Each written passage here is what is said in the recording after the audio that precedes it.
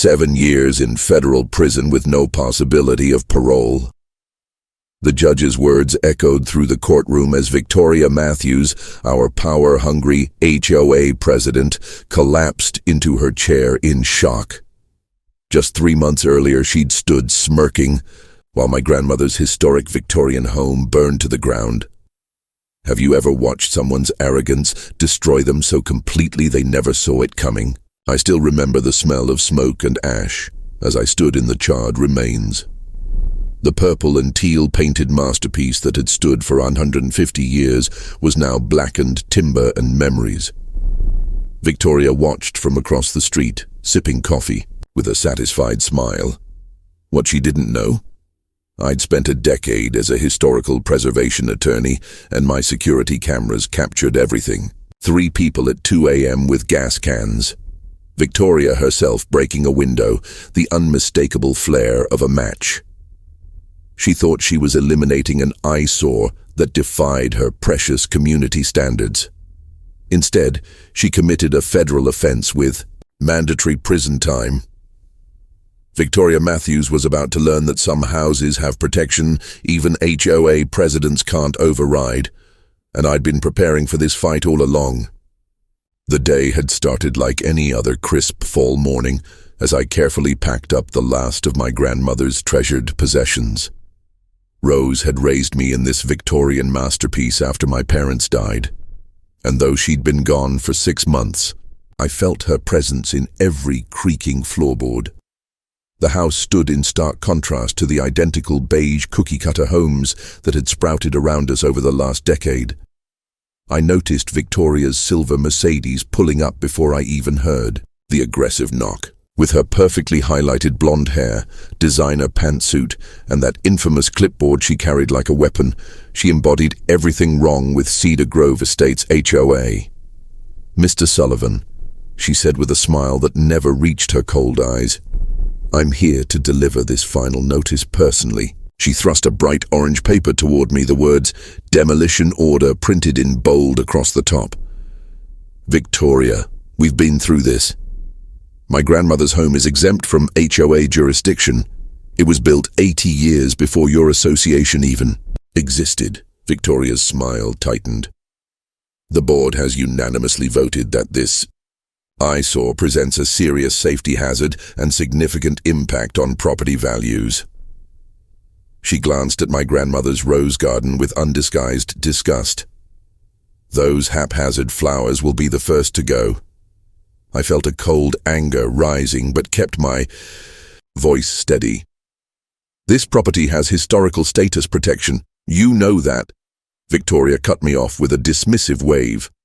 "Those old papers don't override our community standards. This neighborhood is evolving, Mr. Sullivan. Perhaps it's time you evolved with it." As she walked away, she took photos of every inch of my property. What she didn't realize was that I was taking photos too, documenting every interaction, every threat, and every violation of property rights.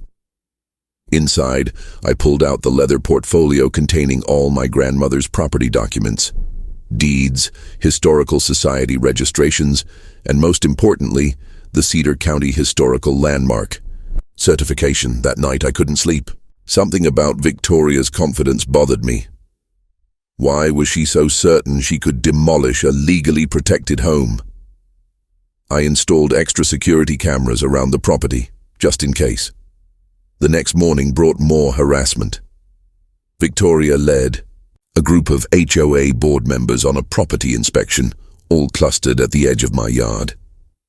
"The purple trim is absolutely garish," I heard Victoria say loudly enough to ensure I could hear.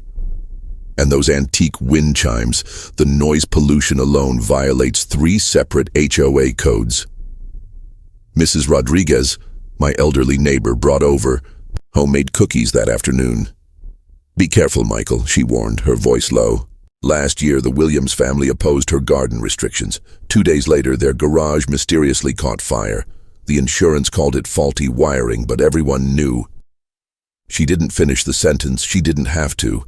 The following days brought escalating harassment, anonymous complaints to city officials about structural concerns. Unexpected visits from utility companies claiming they needed to check for gas leaks. Strange cars driving slowly past my house at all hours.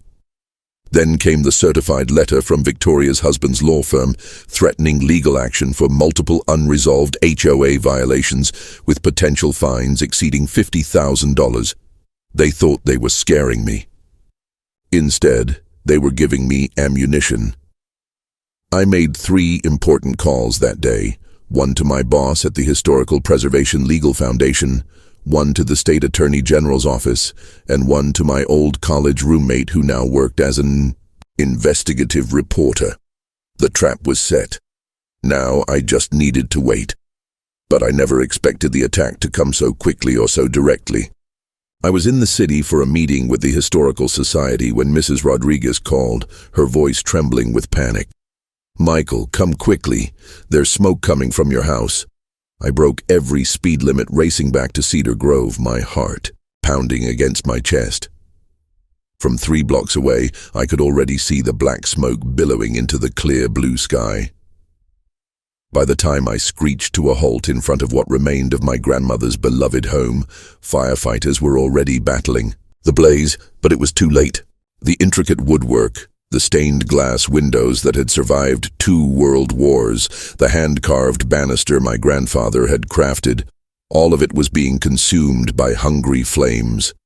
And there, across the street, stood Victoria Matthews in her immaculate white pantsuit, sipping coffee from her monogrammed travel mug, watching the destruction with barely concealed satisfaction. Our eyes met across the chaos of fire trucks and emergency vehicles. She didn't even have the decency to fake sympathy. Instead, she raised her coffee mug in a mock toast, her lips curving into a small, triumphant smile. Chief Martinez approached, his face grim beneath his helmet. "I'm sorry, Michael. By the time we got the call, the fire had already spread throughout the first floor." "Any idea what caused it?" I asked, though I already suspected the answer. The fire chief hesitated. "Can't say for certain yet, but it looks like it started in multiple locations simultaneously. That's unusual." The next few hours passed in a blur of smoke, questions, and heartbreak. Neighbors brought coffee, offered spare bedrooms, expressed shock and sympathy, all except the HOA board members, who huddled together at the far end of the street, occasionally glancing my way. As night fell, and the firefighters finally extinguished the last flames, I sat on the curb, staring at the blackened skeleton of my family home. Everything was gone. The photo albums, my grandmother's antique furniture, the library of first editions she'd lovingly collected. Victoria thought she'd won. She thought she'd destroyed not just my home, but my will to fight. She had no idea what was coming next. My phone buzzed with a text from an unknown number. "Check your email. You'll want to see this." 30 minutes later, I was sitting in Mrs. Rodriguez's kitchen staring at her computer screen in stunned silence. The footage from my security cameras had captured everything. Victoria and 2 men I recognized as HOA board members approaching my house at 2:17 a.m., carrying what looked like gas cans. The crystal-clear video showed Victoria herself smashing a back window, pouring liquid inside, and then the unmistakable flare of a match being lit. The 3 of them had stood watching for a moment as the first flames flickered to life before calmly walking away. "What will you do?" Mrs. Rodriguez asked, her aged hands trembling as she set a cup of tea before me. I took a deep breath. "First, I'm backing up this footage in multiple secure locations. Then I'm calling Chief Martinez." What Victoria and her HOA cronies didn't know, couldn't have known, was that my grandmother's house hadn't just been a family home. It had been legally registered as a state historical landmark 3 decades ago, with special protected status. Burning it down wasn't just arson, it was a federal offense with mandatory prison time. Chief Martinez arrived within 15 minutes, his expression growing darker as he watched the security footage. "This is clear-cut arson, premeditated, with identifiable perpetrators." He looked up at me, his eyes serious. "We'll need to move quickly. If they realize you have this footage." By midnight, 3 unmarked police cars quietly pulled up in front of Victoria's perfect 2-story colonial. I watched from Mrs. Rodriguez's window as officers led Victoria out in handcuffs, still wearing her silk pajamas, her face a mask of outrage and disbelief. The community message board exploded overnight. Homeowners who had suffered under Victoria's reign of HOA terror began sharing their own stories. Fines for unapproved mailbox colors, threats over holiday decorations, harassment about lawn ornaments. The dam had broken, and years of pent-up frustration came pouring out. The following morning, I stood in the charred ruins of my grandmother's home when a familiar Mercedes pulled up. Instead of Victoria, her husband stepped out, Brandon Matthews, the hotshot real estate attorney who had helped draft the draconian HOA regulations. "Michael," he began, his voice low and urgent, "we need to talk. Victoria made a terrible mistake, but I'm sure we can reach some kind of understanding." I looked up from the blackened remains of my grandmother's piano. "What kind of understanding did you have in mind, Brandon?" He glanced nervously at the police car parked across the street. "The insurance will pay for all this, of course, plus, say, an additional $250,000 for your inconvenience. All we ask is that you drop the charges." I held up my hand, stopping him, mid-sentence. "Let me be perfectly clear. Your wife didn't just burn down my family home. She destroyed a registered historical landmark." Brandon's face paled as I continued. "That's a federal offense with mandatory prison time. No judges, no deals, no probation." I stepped closer, my voice dropping to a whisper. "And the truly ironic part? This house was legally exempt from HOA jurisdiction from the beginning. Victoria knew that. The Historical Society sent her the documentation 3 separate times. I pulled out my phone and showed him what I'd received that morning, emails from Victoria to the board discussing how to eliminate the eyesore property despite its protected status. "You're a lawyer, Brandon. You know what this means. Conspiracy, premeditation, destruction of evidence." Brandon staggered backward, his world visibly crumbling around him. "We'll lose everything," he whispered. I surveyed the destroyed home my grandmother had loved. "Funny," I replied.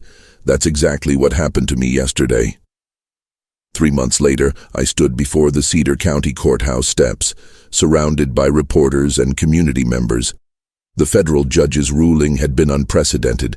Victoria Matthews sentenced to 7 years for arson, destruction of a historical landmark, and conspiracy.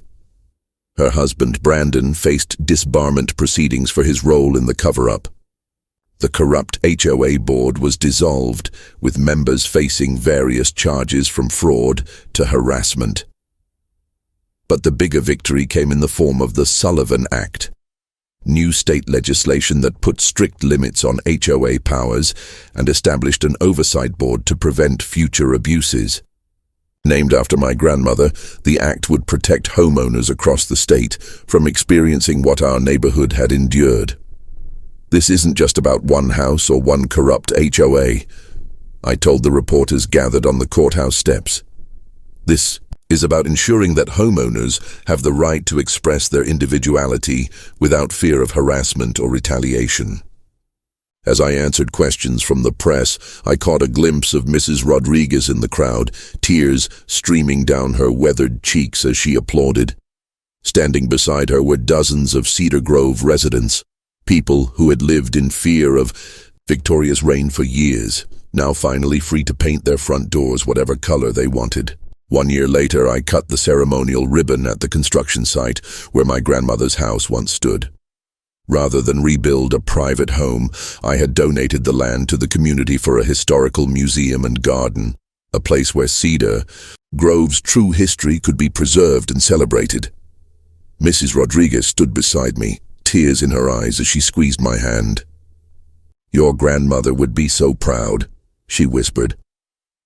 The museum would showcase not just artifacts from our town's past, but also the story of how one community stood up against corruption and won. The Homeowners' Rights Wall displayed photographs from families who had faced HOA harassment across the state. As I planted the first rose bush in what would become Rose Sullivan Memorial Garden, I couldn't help but think how perfectly the trap had sprung.